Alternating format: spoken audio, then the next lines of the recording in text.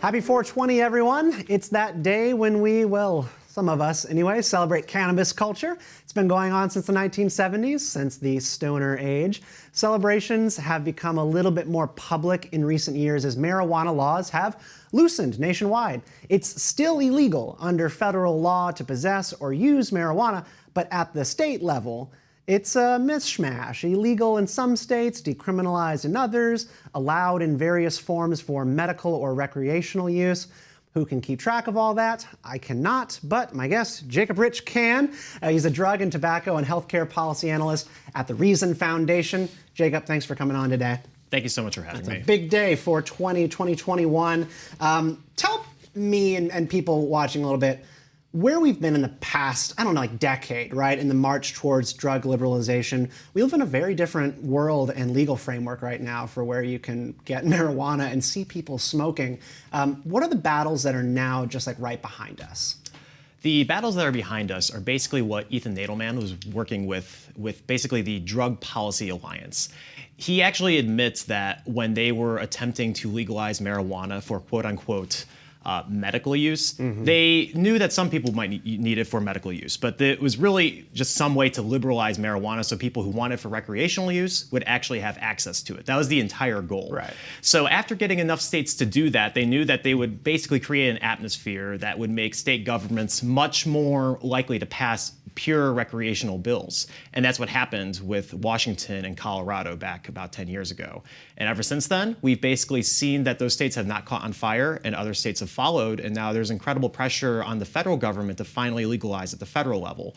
One thing I always try to inform is that when a state legalizes marijuana, it's still illegal at the federal level. So you should only think of like state legalization as like decriminalization up to the state level of enforcement. If federal people want to come in and enforce the federal law, they're more than allowed to. And this has incredible consequences on things like gun ownership. If you have a medical marijuana card, the ATF has made it quite clear that you're not allowed to own a gun. It would actually be a felony if you owned a gun, and they'll throw you in prison for that. So there's all this mismatch of laws that are going to be addressed once we legalize at the federal level. This doesn't make sense to me. No. None of this computes as being a smart way to have laws across the country where other rights are dependent on things that are barred by the federal government. You have like federal rights, but then, I don't know, none of it comports. Do you favor still having like a nationalized solution to this? You and I are both of the libertarian persuasion. I'm a little bit wary of doing things in Congress ever, but it seems that this is a federal created problem, needs a federal solution. The laboratory democracy thing has limits. Yes, well, the Controlled Substances Act passed in 1970 is basically where all these problems come from. Like the original issue is back in 1937 when FDR, he passed the Marijuana Tax Act. And that didn't technically make it illegal to have marijuana, but it effectively did. And then we had Timothy Leary challenge that in the Supreme Court. That got overturned. Leary won against the United States, and then it was legalized for basically a year. Who's Timothy Leary? This name rings a bell. Oh my goodness. Timothy Leary is a Harvard, I think, psychologist who basically got involved with MDMA. The psychedelics guy. The psychedelics guy. But he got, the government didn't like him, so they started following him around. And they actually caught him with like a smoked joint of marijuana. So they tried to throw him in prison.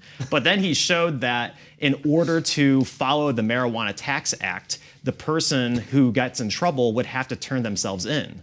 Well, that's actually a direct violation of the Fourth Amendment. So he brought that argument in front of the Supreme Court and destroyed the United States government, which effectively legalized marijuana because it repealed the Marijuana Tax Act.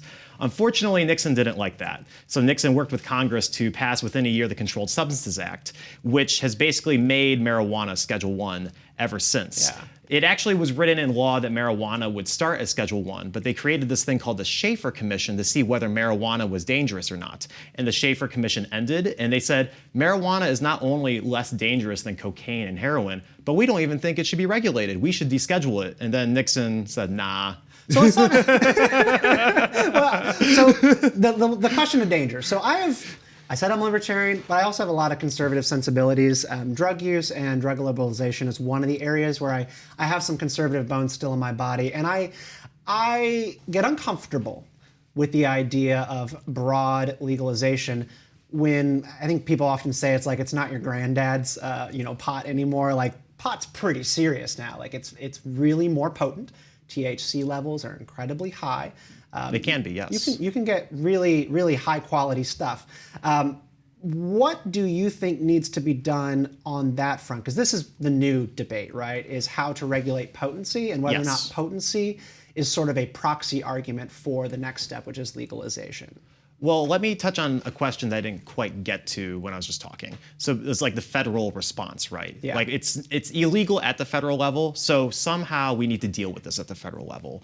Ideally, we wouldn't even use Congress. One cool thing that happened when they passed the Controlled Substances Act is that the entire scheduling regime, every single substance that's controlled by the federal government, that its schedule, basically how illegal or illegal it is, how much control the government's going to enforce, that's all actually reserved under the executive branch. So we don't even need Congress to legalize marijuana. That's actually the coolest thing. If Joe Biden directed his Secretary of HHS or the Attorney General to reschedule marijuana, it would be... But we all know he doesn't actually feel this way about marijuana. He doesn't want to see this happen. I mean, with enough political pressure, I think he could. I don't think we have enough people talking about this possibility because we always talk about Congress doing something, and it's a very obscure sentence. That's our inclination. We want to see Congress do stuff, right? But this is a presidential thing, you say.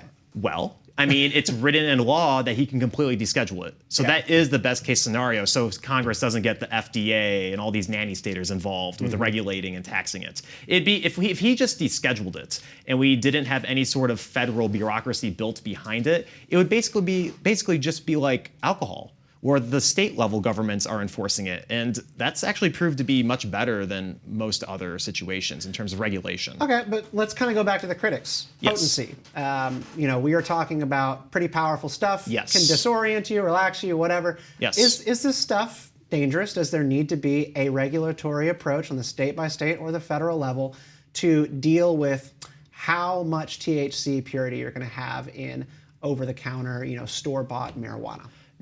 No, there doesn't. This is because marijuana is an incredibly different drug than nicotine and cocaine. See, if you take a hit of a cigarette, the amount of dopamine that splashes in your brain, that's what makes you feel good, right? It's associated with everything that feels good. That's dopamine.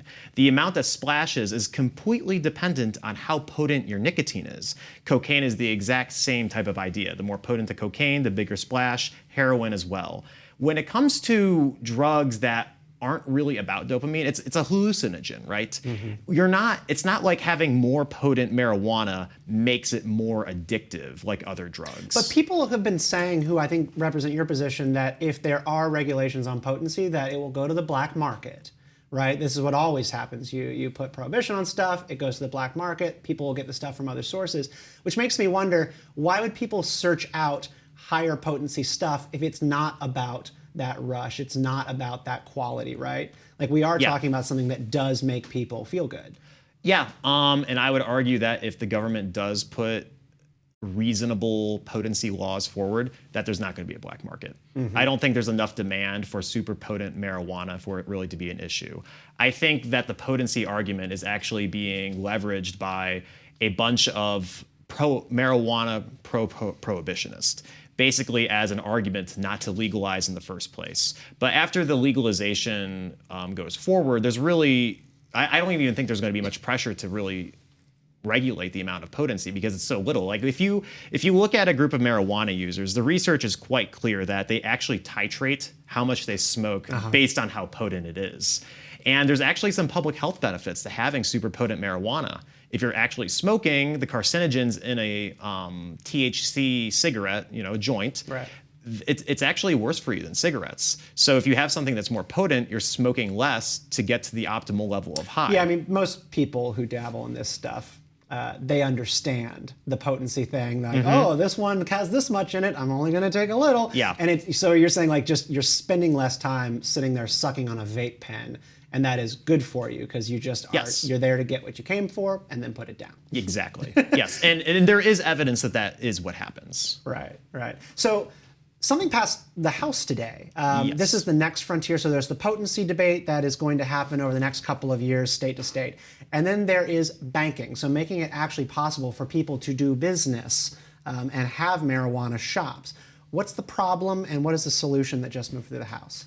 Well, at the moment, because marijuana is federally illegal, banks aren't allowed to deal with illegal activity or basically their ability to deal with illegal markets is highly regulated. So basically what the federal government is saying is that even though marijuana is still federally illegal, we're going to give marijuana a pass and allow banks to basically provide the services that other industries have at the moment. This does not legalize marijuana, but it does allow marijuana companies to access banking resources, which basically moves the current cash business atmosphere into a digital Right, because here in DC, yes, it's done with cash. Cash only. Almost always. And you have to, in a lot of cases here in DC, you have to like buy like a piece of artwork, right? Like you don't buy the actual substance, you buy a thing. You buy a $50 t-shirt and then you get... It's a gift. Yeah. It's a gift that comes with the t-shirt or the painting that you bought. Yes. It's bizarre. And so that is going away. No, that's actually local level for DC. Okay. So that's a local level regulation DC, yeah. that I think a Republican Congress actually put on. It was a local level restriction that a Republican Congress put on DC. So this is actually a local level thing. That's not going to address this, but it is going to address how marijuana companies deal with taxes. And this is actually going to be big for the federal government in terms of revenue, because at the moment you're dealing with only cash. Well, if you're dealing with just cash and there's not much record of a gray market illegal product, how much of the money that is spent actually makes it to the federal coffers? Not a lot.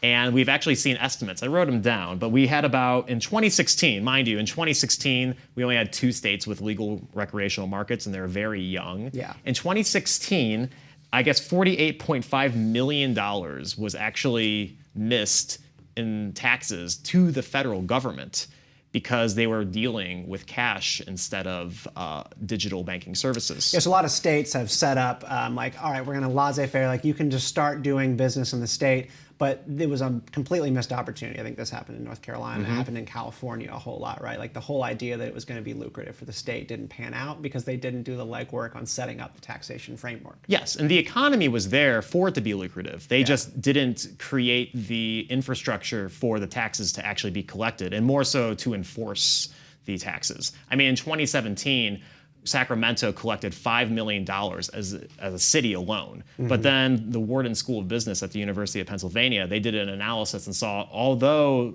Sacramento collected $5 million only on its medical market, mind you, they didn't even have a recreational market at the moment. This is just medical. They missed out on $9 million. Big bucks. Yeah, like they actually only collected, yeah, that's a 1-to-2 ratio. It's absolutely ridiculous how much money they missed. And this is happening all throughout the country. So this is literally billions upon billions of dollars that are being missed at the local level solely because we're dealing with cash instead of digital services. So the Banking Act is going to address that. But in terms of the legality of possessing the substance, none of that changes. All right, well, you think it's going to pass the Senate? Yes, I do. Rand Paul already supported it in the previous Congress, and the Democrats control the Senate now. So I don't think there's any chance it's not going to pass. All right. Well, folks, smoke them if you got them. And if you got a business for it, you might be able to actually do Venmo and debit card transactions soon. So that's legally. Yes. Legally. Ish. All right. Jacob Rich, Reason Foundation, thank you so much for coming down.